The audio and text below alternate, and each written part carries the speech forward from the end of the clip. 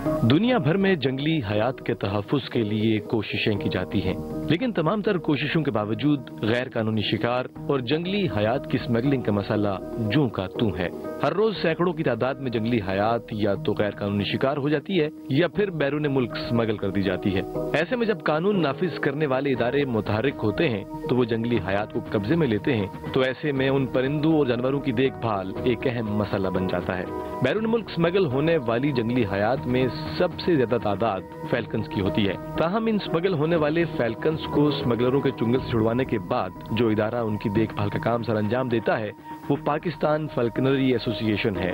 Pakistan फैल्कनरी association क्या है, इसको बनाने का बुनियादी मकसद क्या है, ये किस तरह से काम कर रही है और कब से काम कर रही है, यही कुछ आप जान सकेंगे आज की खबर बखैर में।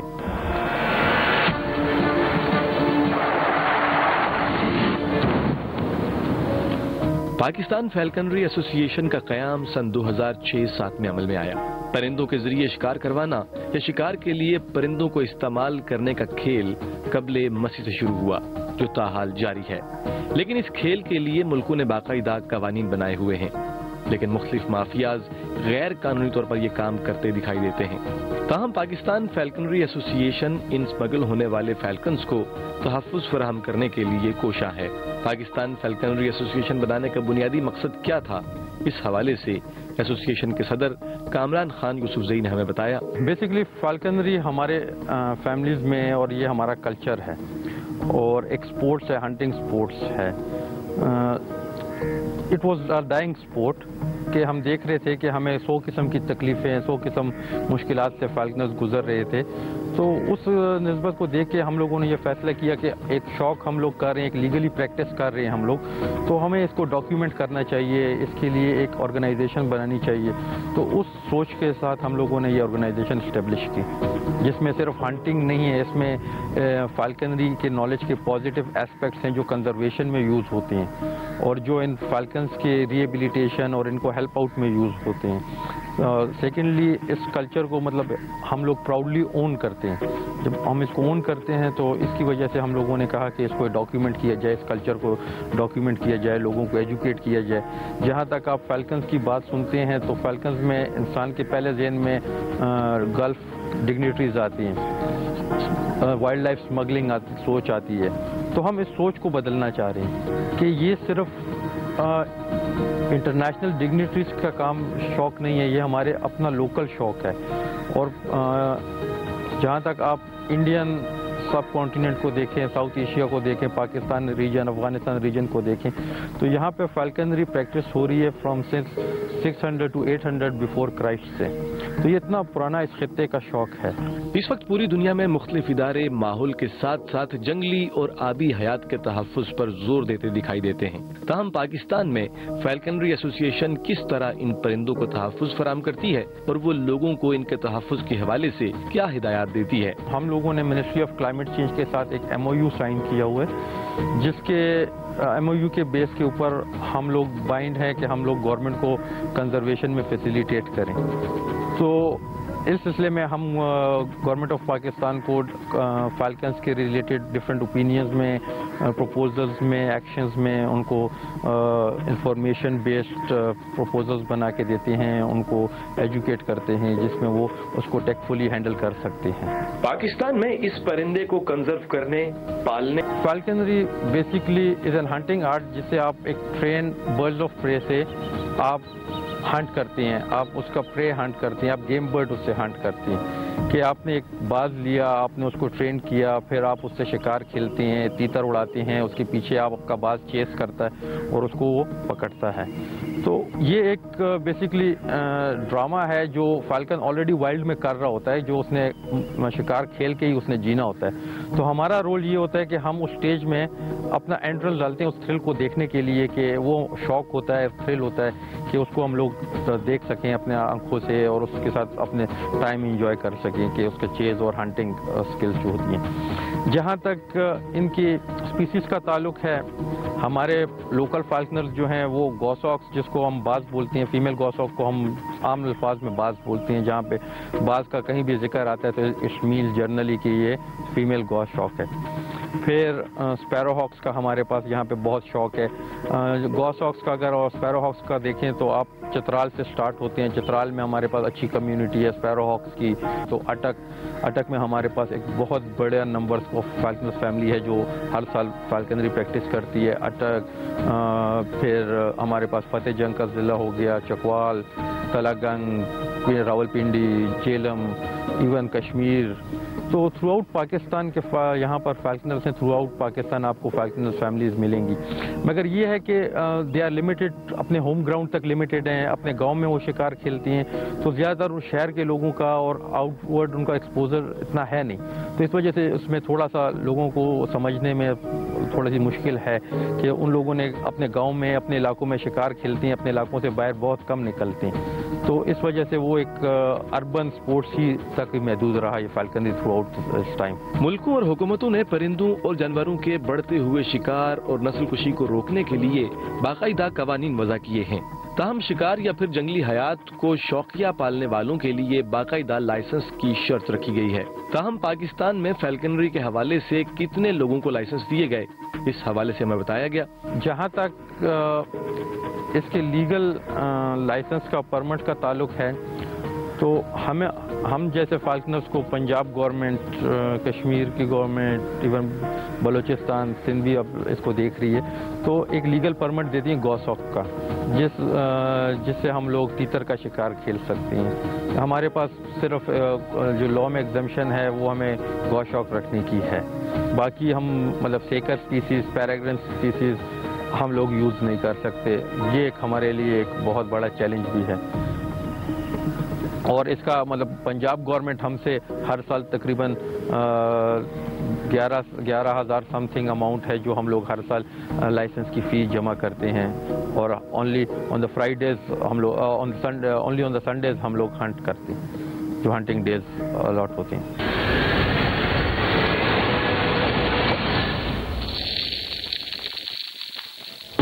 اس ایسوسی ایشن کے پاس موجود فالکنز کس نسل کے ہیں اور یہ کہاں سے ان کے پاس آئے ہیں، ان کی تاریخ کیا ہے، اس حوالے سے ہمیں بتایا گیا. جہاں تک اس کنسائنمنٹ کی بات ہے، یہ فالکنز کسٹم نے کانفسکیٹ کیے تھے جو انٹرنیشنل سمگلنگ میں اور ایلیگل ٹریڈ میں یہ یوز ہوتے ہیں. یہ اس میں بیسکلی 3-4 سپیسیز ہیں. ایک سیکر سپیسیز ہے ہمارے پاس اس میں، پھر پیراگرن سپیسیز ہیں، شاہینز ہیں اس میں، اور 2-4 ہمارے پاس اس میں لگر فالکنز ہیں جو ان فالکنز کو ٹریپ کرنے کے لیے بیٹ میں یوز ہوتے ہیں. تو جب کسٹمز نے ان کو کانفسکیٹ کیا پوچر سے اور جو اسمگلرز تھے جو ان کو آگے اسمگل کرنا چاہ رہے تھے، تو یہ ان کو کانفسکیٹ کر کے لیے انہوں نے سیز کر دیا. پھر ان کا ایشو یہ تھا کہ یہ آلریڈی کیپٹیوٹی میں رہے، وائلڈ سے پکڑے تھے، یہ ویٹ لوز کر گئے تھے. تو اس کے لیے پھر کسٹمز نے اور وائلڈ لائف نے ہمیں اپروچ کیا کہ آپ لوگوں کے پاس ایک انڈیجیس نالج ہے ان فالکنز کو رکھنے کا، تو آپ ہمیں اس میں ہیلپ آؤٹ کریں. تو ہم والنٹیئرلی یہاں پہ آئے اور ان فالکنز کی day to day health care, fitness, ان کے ڈائٹ اور ان کے میڈیسنز، وائٹامنز اور ان کی ریگولر ایکسرسائز کی ہم لوگوں نے مینجمنٹ سٹارٹ کر دی کہ یہ اپنے ریلیز کے ٹائم تک فٹ اور ان پرفیکٹ کنڈیشن ہو کہ ان کو ہم لوگ ریلیز کر سکیں. ویسے تو قدرت نے تمام تر جانداروں کو اپنی بقا کی جنگ لڑنے کا ہنر بخوبی سکھایا. یہ فالکنز ہوں یا پھر عام پرندے، سبھی خود اپنی خوراک ڈھونڈنے پر قدرت رکھتے ہیں. تاہم اس ایسوسی ایشن کے پاس موجود ان فالکنز کی خوراک کے بارے میں ہمیں بتایا گیا. بیسک ڈائٹ جو ہے میٹ ہے اور فریش میٹ دیتے ہیں ہم لوگ. ایک فیمیل 120 to 130 گرامز ڈیلی اس کی ڈائٹ فیڈ ہوتی ہے، جو ہم لوگ ان کو فارم کے کویل، کبوتر، مرغی کا گوشت، گائے کا گوشت، مطلب مکس اپ کر کے 1-2 دن ہم لوگ ایک فیڈ دیتے ہیں، 2 دن پھر ہم دوسری فیڈ دیتے ہیں. تو وہ ایک پراپر ڈائٹ مینٹیننس رکھتے ہیں. ان کے ساتھ دوسری بات ہے کہ وائٹامنز ایڈ کرتے ہیں، جو ان کے منرلز اور وائٹامن ان کی جو اسینشیلس ہیں وہ ابھی یہ دھوپ میں بیٹھے بھی ہوئے ہیں سن بات کے لیے، ان کے لیے دھوپ بہت ضروری ہے. تو یہ ہم ان کو ریگولرلی ان کو دھوپ میں بٹھانا اور ان کو نہلانا، پانی دینا، موئسچر لگانا، تو یہ ایک پارٹ آف ان کی ڈیلی ہیلتھ کیئر کی روٹین ہوتی ہے. ہوتی ہے۔ پرندوں، دریاؤں اور ہواؤں کی کوئی حد، کوئی سرحد نہیں ہوتی۔ پرندوں کو کسی بھی سرحد کے آر پار جانے کے لیے ویزا لگوانا نہیں پڑتا، دفتروں کے چکر کاٹنے نہیں پڑتا۔ ہمارے پاس جو فالکنز کا مین مائگریشن روٹ ہے وہ انڈس فلائی وے ہے، جہاں سے یہ انڈس ریور کے ساتھ ساتھ ہمارے پاس بیسکلی پیراگرینس کے اوپر سیٹلائٹ ٹریکرز لگے تھے، رشیا میں سیکر پہ لگے تھے، تو انہوں نے مائگریٹ کیا فرام کرغزستان، چائنا سے ہوتے ہوئے پاکستان میں، کچھ نے افغانستان کے تھرو مائگریٹ ہو کے پاکستان میں انٹری کیے ہوئے۔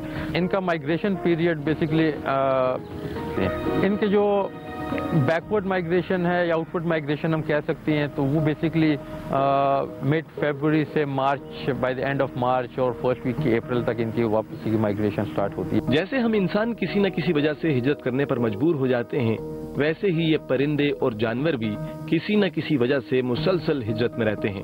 تاہم ان کی ہجرت کی بنیادی وجہ کیا ہوتی ہے، اس حوالے سے بتایا گیا۔ ایٹماسفیئر، ٹیمپریچر، ہیبیٹیٹ، تو یہ دس از دیئر ہیبیچول کہ وہ مائگریشن ان کی مطلب موسم کے حساب سے مائگریٹ کرتا ہونی شروع ہو جاتی ہے، تو یہ اوپر کی طرف اپنے جو ان کا ریکوائرڈ انوائرمنٹ ہے اس کی طرف یہ مائگریٹ ہونا شروع کر دیتی ہیں۔